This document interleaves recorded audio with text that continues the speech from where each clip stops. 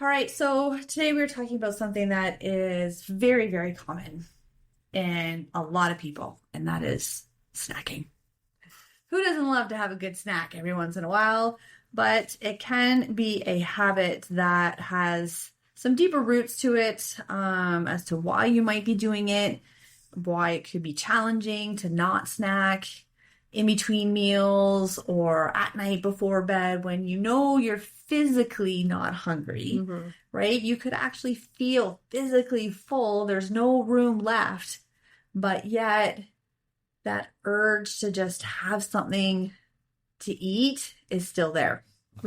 Yeah, so we're going to break down a couple reasons, at least like 7 or 8 reasons of why we would snack. Like, why would we start snacking? So the first one we had talked about is control. So in our busy lives of being moms and the crazy chaos of the world we live in now, sometimes that feels like the only thing when your kids are screaming, when the house is messy, when things are going on, when people are calling you, the only thing in that moment really that you can control is what you put in your mouth, right? And sometimes that is like, just makes you feel like in the middle of all the chaos, you have some like, this is my control. This is what I can control right now because everything else is out of your control. So I feel like that's a big one. Yeah, it could definitely, be used as a measure of just controlling the situation that you are in, right? And I think if you were to look at the complete opposite extreme of that, to put it maybe into a perspective would be how an anorexic person uses control of not eating their food, right? That's another aspect of something that they're controlling in their lives because of something that is outside of them that they cannot control. And so it's both ways, just two different opposite ends of the spectrum. And for people that, are just stressed out, or obviously we'll go into that, but like, that's just something. And as you said too, like it's another means of almost distracting yourself from the chaos that you're in, right? So, you know, and distraction can also be food. It can be your phones. It can be TV. There are a number of things that we can do to distract ourselves from the world that's happening around us.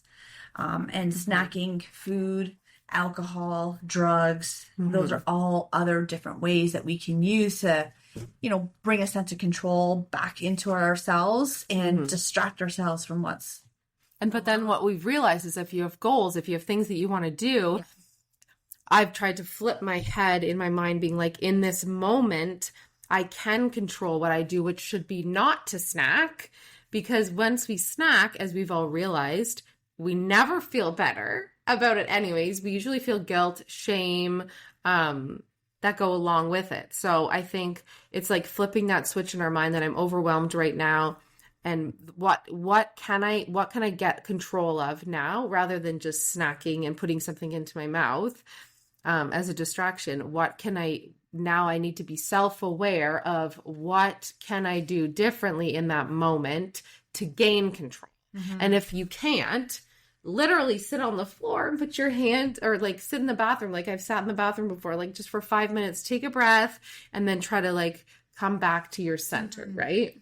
You know, and sometimes something that I do, I'm like a snacker by nature, is, okay, how much water have I even had today? Oh yeah. Huge. Right. Like, am I short on drinking water? Am I thinking I'm hungry when really I'm thirsty? Yeah. So sometimes just taking a look at that and then like, oh, you know, okay, I'm hungry. Am I really hungry? Am I thirsty?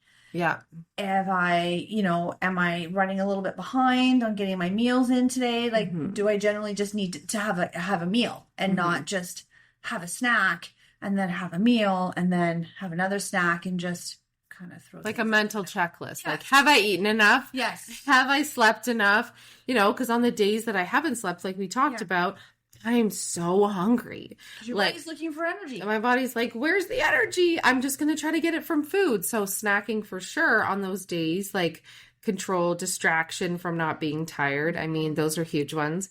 I mean, the next one is obviously emotional. So like when we've always used food in this society as celebration, right? Yes. So what I definitely coach my clients on when we're coming into Christmas, holidays, all those kind of things, we have to make the focus not on food. It has to be on family. It has to be on time together. It has to be on activities, right? Where it's always like food, food, food, or let's just go grab an ice cream because you did so good at your dance competition or whatever today. Like everything always feels like, you know, reward, reward, reward. Emotional also is like movies where we've learned, let's eat a tub of ice cream when our boyfriend breaks up with us. So mentally we are like already Conditioned. If I'm sad, if I'm happy, if I've done something really good, if I'm angry, then it all emotionally says like, okay, food, like in our head. Whereas maybe we could try.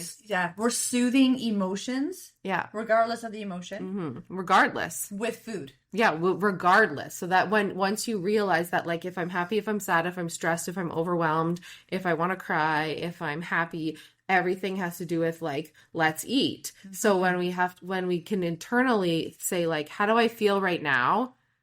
Like, Which can be hard to sit with your feelings. It is so hard because I'd rather just eat the cheesecake, because then the cheesecake doesn't make me have to really be self-aware of what I'm feeling right now and deal with those feelings, because sometimes those feelings are a lot. Like if you have a lot going on, I said to my friend even before, like, I feel like sometimes if you were to cry about something that was going on now, like I literally wouldn't stop, because there's so much emotion behind things that are going on with people that we're almost afraid to let those emotions out because they're so big, right? So I think maybe like in those moments, just asking yourself, like, how do I feel right now? Am I sad? Am I afraid? Am I, is this why I want to eat right now? And that's really hard in those moments, because most of the time I feel like we do it blindly. We do it, what's the word? Like without even thinking. You're just all of a sudden eating. You're like, what the heck? How did I just eat 5 cookies? Like I've heard that from people and you don't even know. Then you come to and you're like, what just happened? Like, it's almost like you were in a trance. Outer body experience, because your emotions are taking over, right? So I think emotions are a huge reason that people snack, for sure. Mm-hmm. And like you said too, like the whole like all of a sudden it just happens, or like you don't want to deal with the emotions, even though eventually they're going to need to be dealt with. So food is then being used as a way to avoid it. Yeah. Right. It's a means of avoiding sitting with your emotions. Mm-hmm. It's a means of avoiding dealing with your emotions, maybe talking to somebody that you need to talk to, mm-hmm. About something that you're not happy with, or, like those uncomfortable conversations that may need to happen. So food for dealing with all emotions, happy, sad, angry, mad, and just avoiding, mm-hmm. Life. And food doesn't talk back to us, and it never says bad things. No. And peanut butter has never steered me wrong, ever. So I'm like, do you know what I mean? Like food, we can have this trust in, because it's always never lets you down. Yeah, it never lets you down. And it's always made you feel good in the moment. Yeah. But then again, we're obviously pushing down the emotions with food, and we're not paying attention to it, right? And this is sometimes too where, even just going out for a 5-minute walk. Yeah. Oh, yeah. Can sometimes help alleviate some of those feelings and emotions and needing to snack, because you're moving your body, you're mm-hmm. increasing the oxygen flow through the body to the brain. And I know personally, like when I go out and I do my walks, that's my best problem solving time ever. Mm-hmm. Right? Mm-hmm. Versus just change your environment, exactly. Right? Exactly. Yep. And just get the blood flowing. Our bodies are designed and meant to move on a daily basis. Mm-hmm. And so when we take that away from our bodies with, we get up, we sit in our car to go to work, we sit in our car to come back to work, we sit in our chairs, eat at the dinner table, mm-hmm. and then we go and sit on the couch to watch TV. Mm-hmm. So, when we deprive our body of that movement, I think that's another connection to our snacking. So I even find like the biggest thing, I don't know if you've experienced, but like I'm hungry, I'm so hungry. And then me and the kids go out to do something or whatever, and we're out for like 4 hours and I'm fine. And the hunger's It's like gone. the hunger's not really there. But if you're focused on food, if you're in the kitchen, if you're bored at home, like that's another one we'll talk about. But like when you're surrounding yourself and just thinking about it all the time, those feelings are very strong. But when you go away from it, I can space my meals 4 or 5 hours sometimes when I'm doing things that I enjoy and not really like thinking about food, right?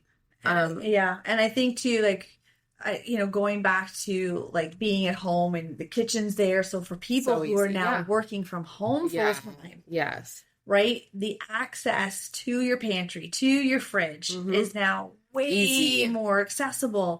And that was definitely, what was it? The COVID 20 or the COVID 25, just like the freshman 15 when people go away, to college for the first time. But now it's because you're sitting at home, you're going to get up, like you have access now to actually cook a really good lunch for yourself or have a really good lunch for yourself, but that may not be what's happening. Yeah. Just like, it's so easy. Or you're bored.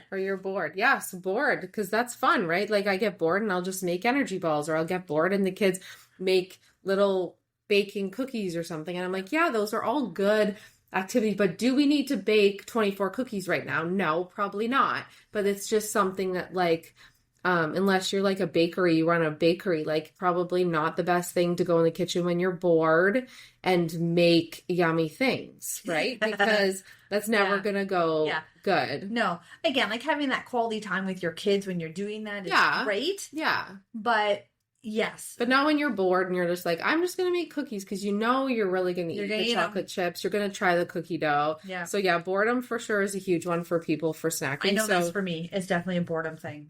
Get into a good book or, and stay out of the friggin' kitchen. That's the thing, right? Because the kitchen is just, you're right, it's so accessible and it's right there. So just stay out of the kitchen. Like don't even go in there because then you don't have the temptation, right, to do that. Yeah. Another one we talked about was overwhelm. So for me, I just feel like when there's too many things going on around me, again, it comes back to control almost too, is that everything is so overwhelming around me that I'm just like, I'm just going to eat this peanut butter because it's the only thing that I can control at this moment. And I just feel so overwhelmed that food again becomes this comfort. So it all comes back to kind of the same thing, right? Like control, comfort, overwhelm, emotion, avoidance. We're not usually, unless you're being really intentional about your meals and like sitting down, why am I eating a carb, a fat, and a protein right now? Why am I eating carbs and proteins?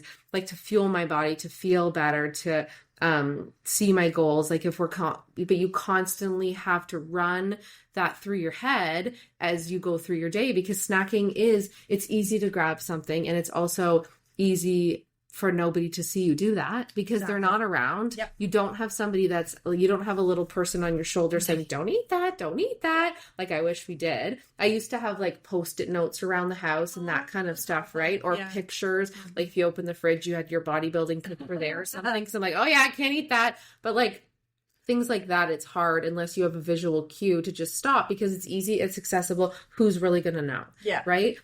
But at the end of the day, if you really want to make those goals and you really want to achieve something, deep down inside in your self-confidence and everything and your promises to yourself, you're letting yourself down. And that's like the worst because you're like, darn it. Yeah. Like I remember like years ago after competing or whatever, like I used to have the peanut butter jar open with like a spoon and I eat little tiny spoonfuls, like very tiny, like almost ridiculously tiny, so that it feels like you're not eating a lot. But then I remember my husband would come in at the time and I literally would feel like I had to like hide it because he'd be like, because I was doing it in the like so nobody could see. Do you know what I mean? Because so I think if there's habits that you're doing that if somebody saw you do them, they would kind of be like, what are you doing? Then that's also a red flag to be like, maybe you shouldn't be eating peanut butter in the dark in the kitchen at night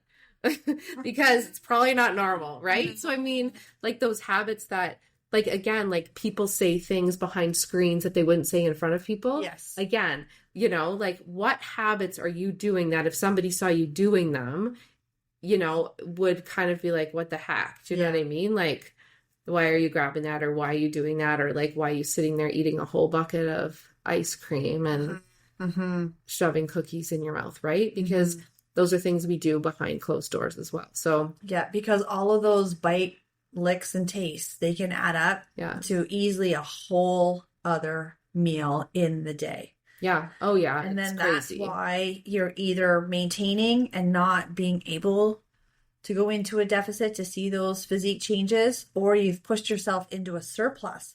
Yeah, And without then you're even knowing. right, and then you're wondering why things aren't fitting as nicely as they used to, or why the scale might be slowly creeping up. And yeah, it's all those little bites, licks, and tastes throughout the day that unfortunately can really add up. And I mean, we're both competitors. We're both fitness coaches. We're both personal trainers. And we're not saying that like it's not easy. Oh my God, we're both, this is why we're doing the snacking episode. Because we're like, why do we snack? Why do we do Let's this? try to figure it out. And I think the last one we talked about too is like hunger and under eating. So people that are constantly not eating enough will want to snack because their body is saying like, I'm hungry. Where's the food? My blood sugar's low, right? So under eating, I think, is a really big one. And then when you finally give clients meal plans that are actually filling their day and they're not hungry, they're like, this is a lot of food. But really, if they were snacking on like that Henry bar they grabbed at the dollar store on the way, like that's 250, 300 calories. And you're like,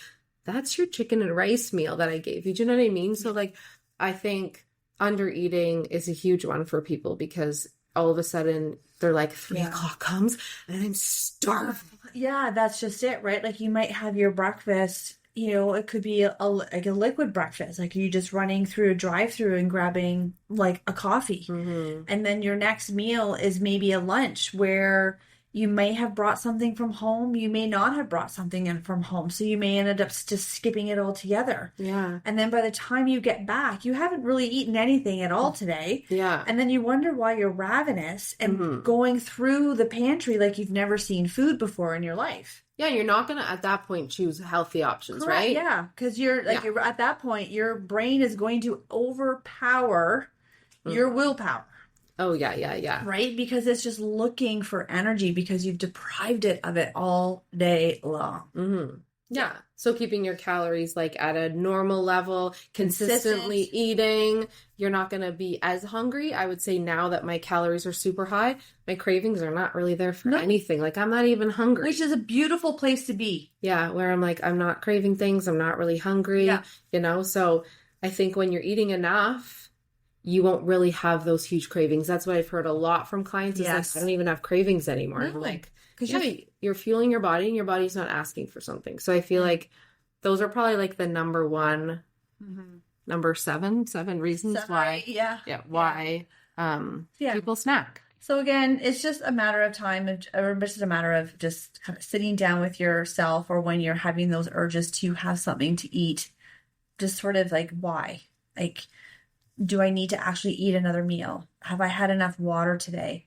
Am I just bored and hate work at home right now? Am I sad? Am I tired? Yes. What's the possible reason behind that you just feel the urge to go and have something to eat? Because it's generally not going in and picking out a piece of chicken out of the fridge and having chicken, right? It's always like a carbohydrate and a fat, regardless. That's what it is. It's not going to be a protein. Very rarely is it a protein source. I'm going to just snack on a protein shake. Like nobody would do that in their life, right? So yes, you're right. The snacks we're always going to are your not crackers, your nuts, your trail mix, your your dips, your chips, you fill in whatever your vice happens to be when you're craving something. And so anyways, hopefully some of these ideas, suggestions help with you getting over those urges to snack.